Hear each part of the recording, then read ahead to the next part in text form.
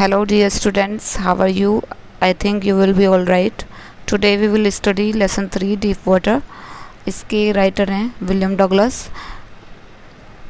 और यदि आपने इस चैप्टर की लास्ट वीडियो देखी होगी तो उसमें हमने सेक्शन ए कवर किया था, जिसमें हमने पढ़ा था कि जब विलियम डगलस छोटे होते हैं तो वो 3-4 इयर्स के होते हैं तो वो अपने फादर के साथ एक कैलिफोर्निया के बीच पर जाते हैं। वहाँ पर एक स्ट्रॉन्ग वेव आती है और वो उनको गिरा देती है और उसके बाद उनके मन में पानी के प्रति डर बैठ जाता है और वो पानी से हेट करने लगते हैं। बट फिर वो 10-11 इयर्स के होते हैं तो वो अपने डर को थोड़ा रिमूव करना चाहते हैं और वो स्विमिंग पूल में स्विमिंग करना चाहते हैं, स्विमिंग सीखना चाहते हैं। तो वहाँ पर भी उनके साथ क्या हो जाती है, ट्रेजेडी हो जाती है, मिस एडवेंचर हो जाती है।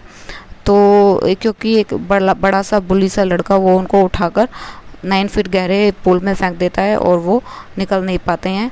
लेकिन वो एक स्ट्रेटजी बना लेते हैं कि जब मैं डूबता जाऊंगा नीचे तो मैं पैर को हिट करूंगा बॉटम पे सबसे नीचे, और हिट करके जैसे एक शैम्पेन की बोतल का ढक्कन होता है, जब हम उसको खोलते हैं तो वो एकदम उछल के ऊपर की साइड जाता है। तो जब मैं बॉटम पर अपना पैर हिट करूँगा तुरंत से उछल के ऊपर को एक जल्दी से ऐसे कोर की तरह जंप मारूंगा ऊपर की साइड और सरफेस पर आ जाऊंगा और सरफेस पर तैरने लगूंगा, हाथ पैर चलाने लगूंगा, स्विम करने लगूंगा और तुरंत पूल के किनारे पर आ जाऊंगा। ये स्ट्रेटजी उन्होंने मतलब मन में बना ली थी। लेकिन जब वो स्ट्रेटजी को वहाँ पर अप्लाई करते हैं तो वो एकदम से ऊपर ना आकर धीरे धीरे ऊपर आते रहते हैं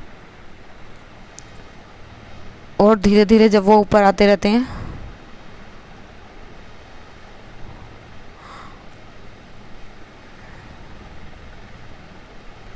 तो उनका आइज़ का और नोज़ का पार्ट ऊपर आ जाता है। लेकिन वो हाथ हिलाते हैं, मुंह अभी अंदर ही रहता है और हाथ भी हिलाते हैं हेल्प के लिए, लेकिन कुछ फ़ायदा नहीं होता। फिर से वो सेकंड टाइम डूब जाते हैं। अब वो सेकंड टाइम फिर से वही स्ट्रेटजी अपनाते हैं, बॉटम पर पैर को हिट करते हैं और तगड़ा सा ऊपर की तरफ जंप लगाते हैं। लेकिन सेकंड टाइम भी वो स्लोली ऊपर आ रहे हैं। ठीक है, तो अब हम आगे पढ़ेंगे इस ऐसे को। अब वो सेकेंड टाइम ऊपर आ रहे हैं और and then there was light, फिर उन्हें थोड़ा सा प्रकाश सा नज़र आता है, लाइट सी नज़र आती है स्ट्रेंजली, और आई वॉज कमिंग आउट, ऊपर की साइड वो आ रहे हैं। ऑफुल येलो वाटर, ऑफुल मतलब टेरिबल या फिर फ्राइटफुल या फियरफुल। उस टेरिबल येलो वाटर से वो जब वो ऊपर आते हैं उनकी आइज़ ऊपर आ जाती हैं पानी के और नोज़ भी ऑलमोस्ट ऊपर आ जाती है।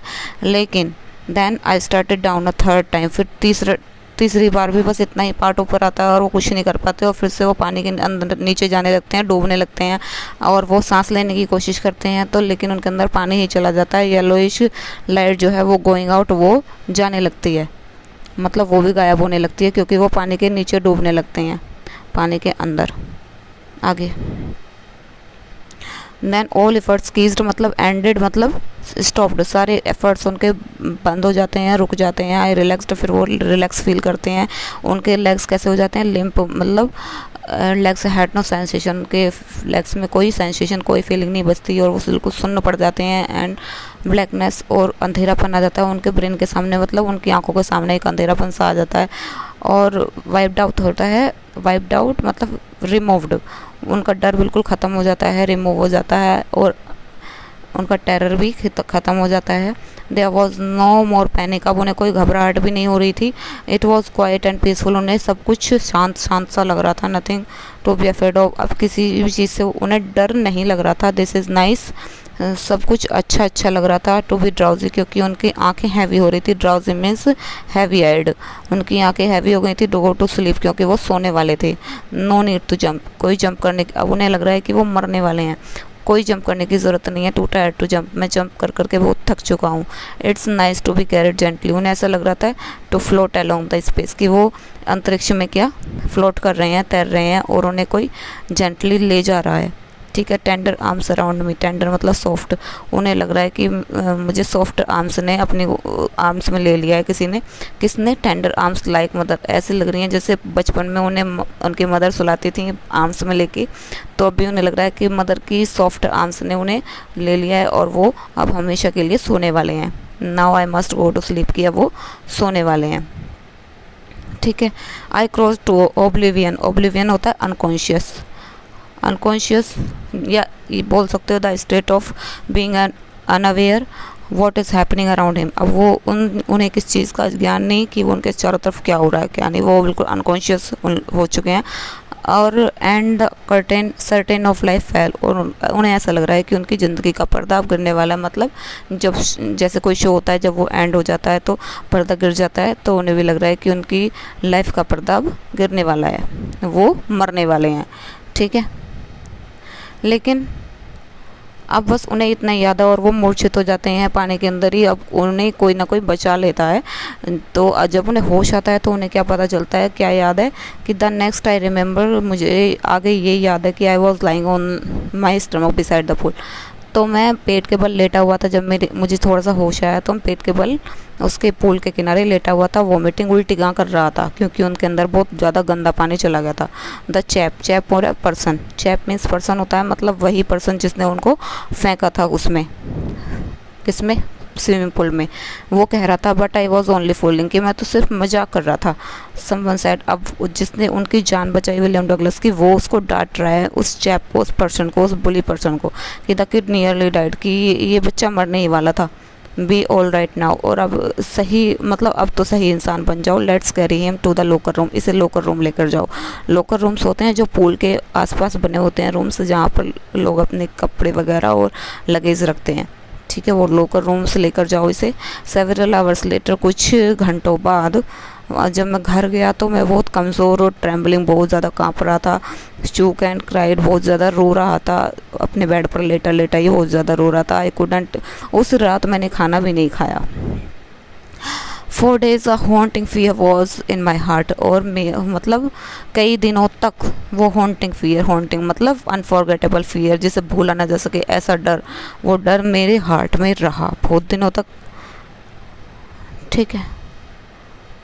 द स्लाइटेस्ट एक्सर्शन, एक्सर्शन होता है स्ट्रेस या ओवरलोड वर्क, जब मैं कुछ ज़्यादा काम कर लेता था या थोड़ी सी स्ट्रेस ले लेता था तो मैं बहुत परेशान हो जाता था। वो उससे क्या हो जाता था, वोबली इन माई नीज, वोबली मतलब कमज़ोर, मेरे घुटने बहुत कमज़ोर हो गए थे, उनमें दर्द होने लगता था। Sick to my stomach, sick to my stomach means likely to vomit, ऐसा लगता था जैसे उल्टी हो जाएगी। तो ज़रा सा स्ट्रेस लेने पर वो ने ऐसा, मतलब नीज़ में दर्द होता था और स्टमक में सिक हो गई थी, क्योंकि वो उस इंसिडेंट के बाद बहुत ज़्यादा वीक हो गए थे।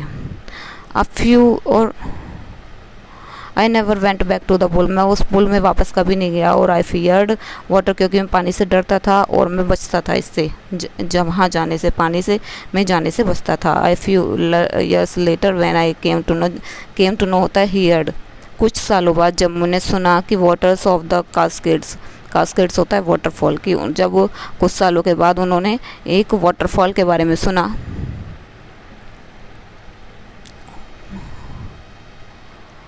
एक वाटरफॉल के बारे में सुना, तो आई वांटेड टू गेट, अब उनकी इच्छा हुई इस वाटरफॉल को देखने जाने की।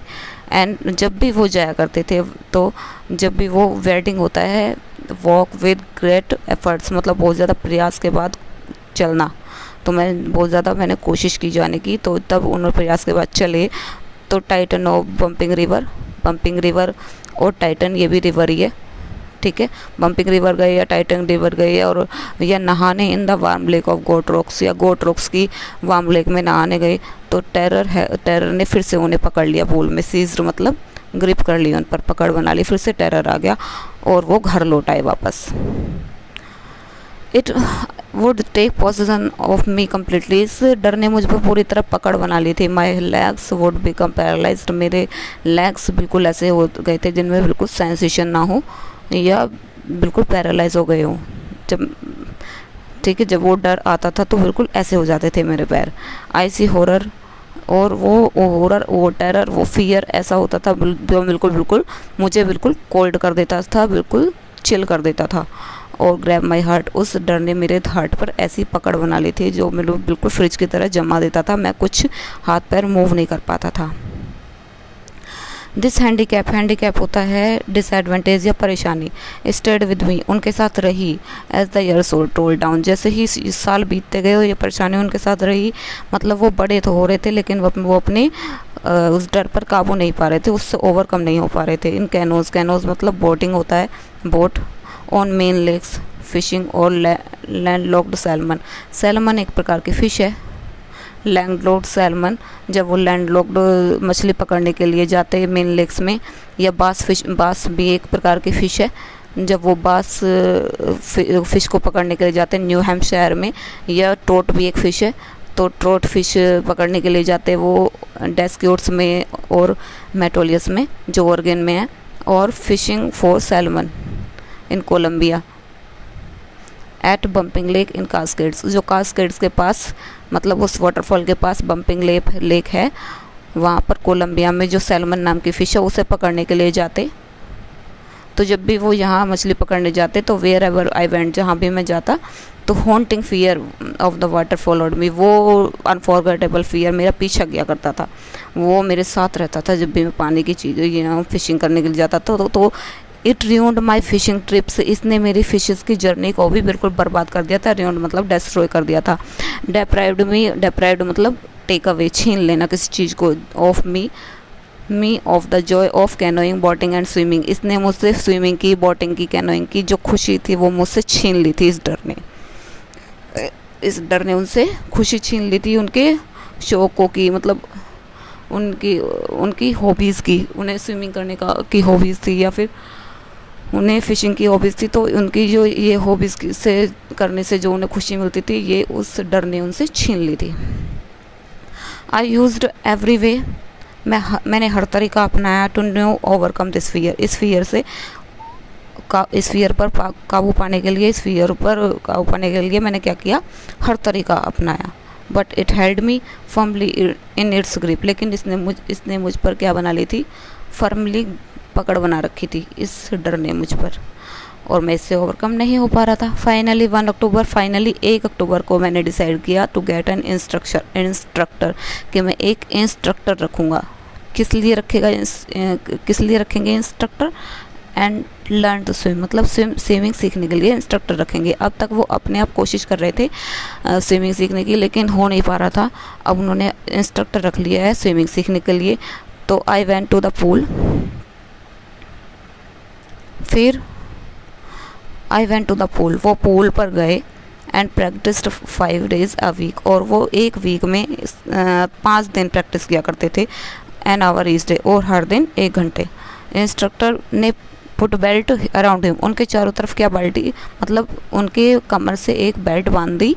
अ rope attached to the belt went through a pulley that ran on the overhead cable, मतलब ओवरहेड केबल उनके सर के ऊपर एक उन्होंने रस्सी बांध दी। इसको ऐसे समझिए,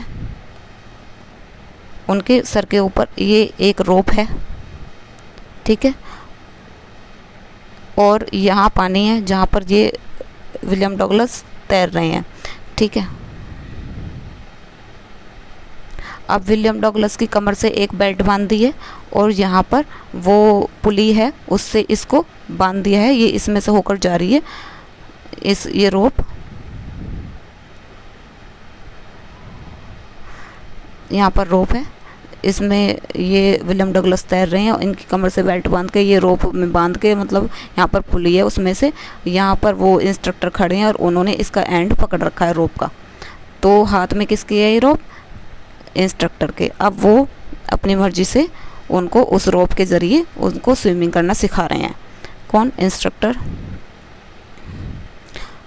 पुली that ran on overhead cable, उनके सर के ऊपर एक रस्सी थी, उससे वो बंधी हुई थी, क्या? रोप, और उसका एक एंड किसने पकड़ा हुआ था? इंस्ट्रक्टर ने। And went back and fourth, मतलब एक छोर से दूसरे छोर पर वो उन्हें स्विमिंग करा रहे थे, back and fourth across the pool, उस पूल के इस अक्रॉस से यूँ, इस छोर से उस छोर से इस छोर पर क्या करा रहे थे? इंस्ट्रक्टर उन्हें उस रस्सी की हेल्प से स्विमिंग कराना सिखा रहे थे। आवर आफ्टर आवर, घंटे पर घंटे और दिन पर दिन और वीक पर वीक, मतलब उन्होंने रेगुलरली एक लॉन्ग पीरियड तक रेगुलरली उन्होंने प्रैक्टिस की। किसने?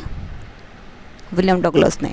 ऑन ईच ट्रिप, और हर ट्रिप पर, हर स्टेप पर, अक्रॉस द पूल बिट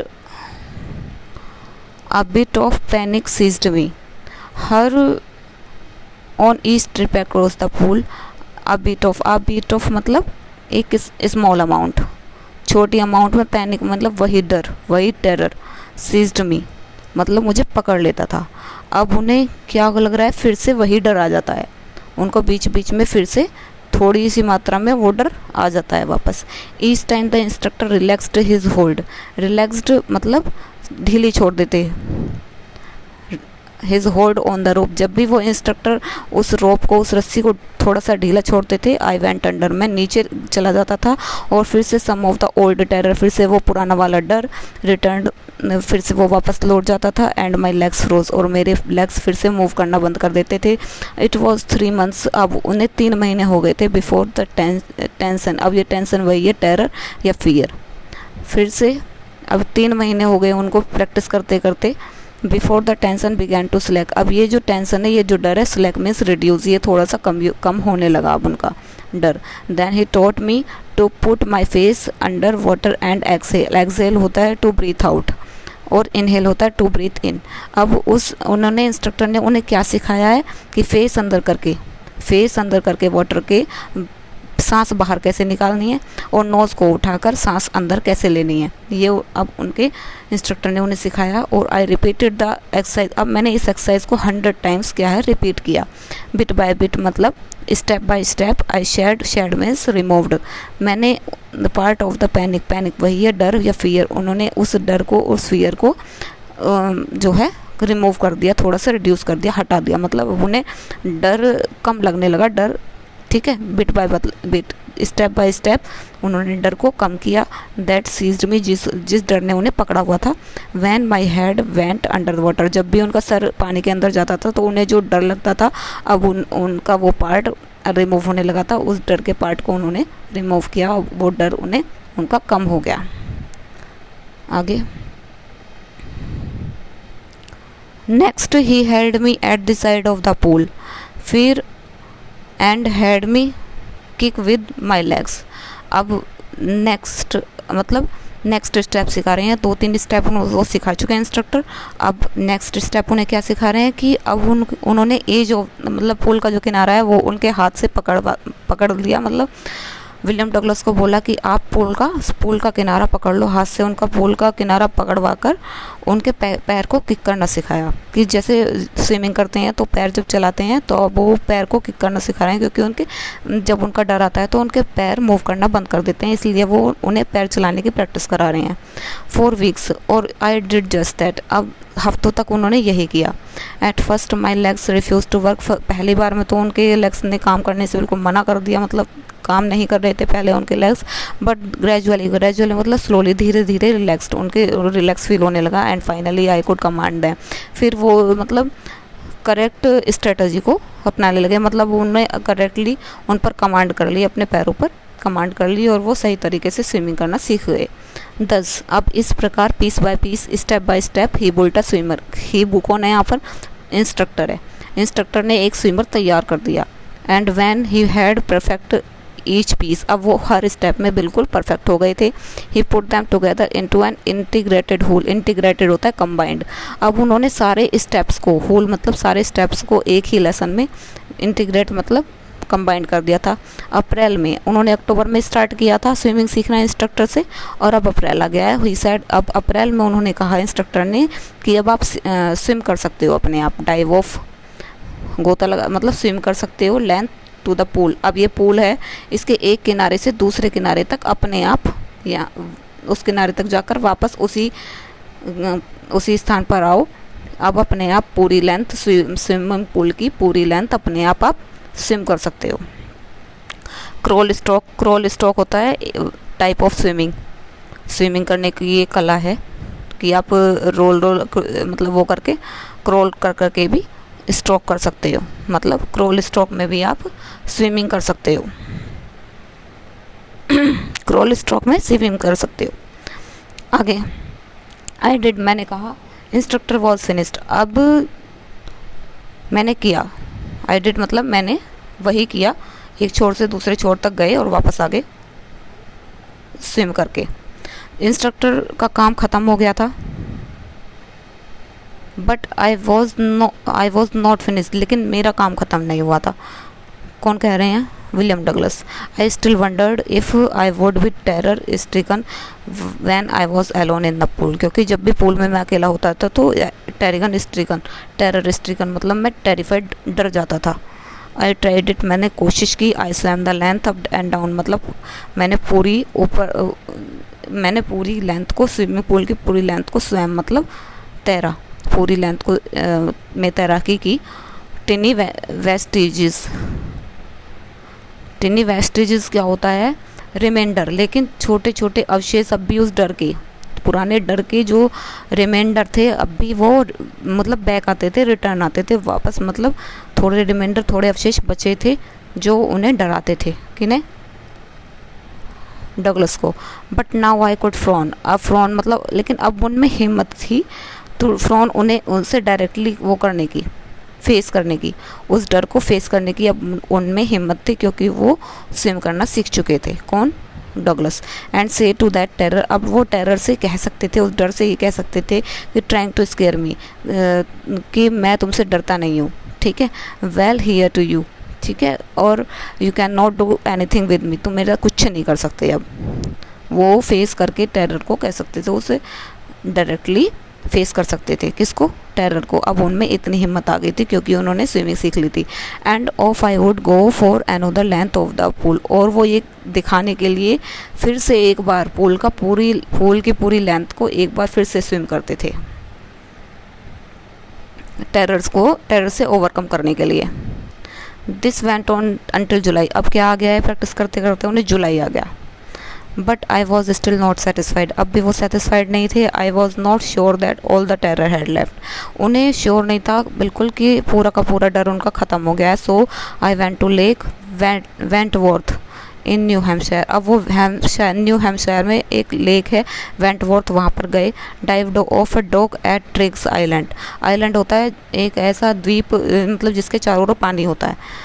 एक ये द्वीप है, एक ये द्वीप है, ठीक है, और यहाँ पे आपकी बह रही है पानी है इनके चारों तरफ, ठीक है।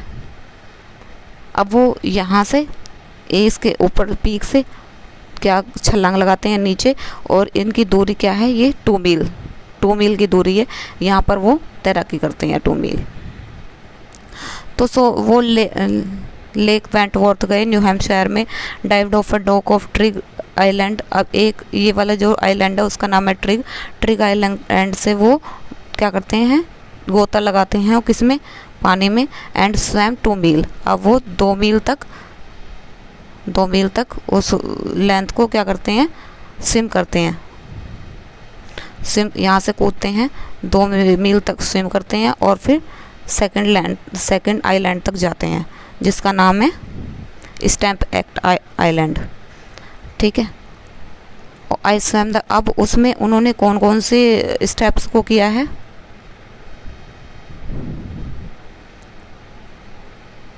आई स्वैम क्रॉल स्ट्रोक भी किया, ब्रीस्ट स्ट्रोक भी किया, चेस्ट के बल जो होता है स्ट्रोक, साइड स्ट्रोक भी किया जो साइड के बल होता है, एंड बैक स्ट्रोक भी किया, और जो कमर के बल वो करते हैं, क्या करते हैं?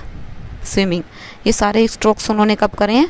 जब वो 2 मील की दूरी उन्होंने स्विम करते करते। ये उन्होंने क्यों किया?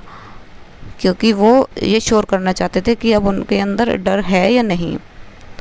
तो ओनली वंस, केवल एक बार डिड द टेरर, केवल एक बार टेरर जो है वो रिटर्न आया, केवल एक बार उनके मन में टेरर आया, फिर से डर आया। When I was in the middle of the lake, जब वो लेक के बिल्कुल बीचों बीच थे। I put my face under the, फिर मैंने क्या किया? जब वो टेरर आया तो मैंने तुरंत फेस अंदर किया पानी के, एंड सा नथिंग, और कुछ नहीं देखा बट बॉटमलेस वाटर, बस पानी ही पानी देखा और तैरता गया। ओल्ड सेंसेशन रिटर्न इन मिनिएचर, और वो जो पुराना डर था उसकी थोड़ी सी सेंसेशन आई थी। मिनिएचर मतलब स्मॉल अमाउंट, बहुत ज़्यादा छोटी मात्रा में वो डर आया था, उसके डर की फीलिंग आई थी। आई लव्ड एंड सैड, और मैं हंसा और मैंने क्या कहा? वेल मिस्टर टेरर, कि मिस्टर डर, what do you think you can do me to me, मतलब तुम्हें क्या लगता है तुम मेरे साथ क्या कर सकते हो, तुम मेरा मतलब मीन्स ये है कि तुम मेरा कुछ नहीं कर सकते मिस्टर टेरर। इट फ्लैड, और फिर ये भाग गया, कौन, टेरर भाग गया। एंड आई स्वैम ऑन, और वो स्वैम करते थे, मतलब तैराकी करते रहे। Yet I had residual doubts. Residual doubts means क्या होता है, रेजिडुअल डाउट्स मतलब लेफ्ट ओवर। लेफ्ट ओवर क्या है, लेफ्ट ओवर उन्हें अभी भी बचे हुए कुछ डाउट थे, उनके मन में अभी भी बचे हुए कुछ शक थे कि एट माई फर्स्ट अपॉर्चुनिटी, कि उनके पहली अपॉर्चुनिटी आई हरिड वेस्ट। हरिड वेस्ट मतलब हरिड होता है गो वेंट क्विकली, हरिड क्या होता है, वेंट क्विकली। वो बिल्कुल तेज़ी से गए वेस्ट की तरफ। तेज़ी से वेस्ट ये क्या होता है आपका, नॉर्थ होता है, वेस्ट है, ईस्ट है, और ये आपका साउथ है। तो वो वेस्ट की तरफ गए। जब वो वेस्ट की तरफ गए तो टाइटन, वहाँ पर कौन थी, टाइटन रिवर थी, कैन रोड मेडो। और टाइटन रिवर के पास क्या था, एक मेडो था, फील्ड ऑफ द ग्रास का फील्ड था। अब creek trail to Mead glacier, वहाँ पर एक ग्लेशियर था, Mead glacier. And camped in the high meadow by the side of warm lake. Warm lake की साइड पर क्या था,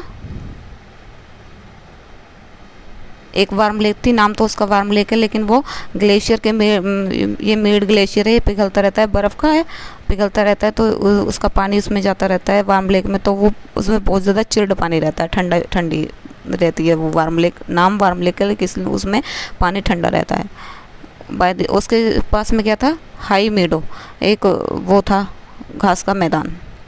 ठीक है, अब वो वहाँ पर जाते हैं और नेक्स्ट मॉर्निंग फिर वो वहाँ पर रुकते हैं। कैम्प्ड मतलब यहाँ पर कैम्प्ड भी दिया हुआ है ना पीछे,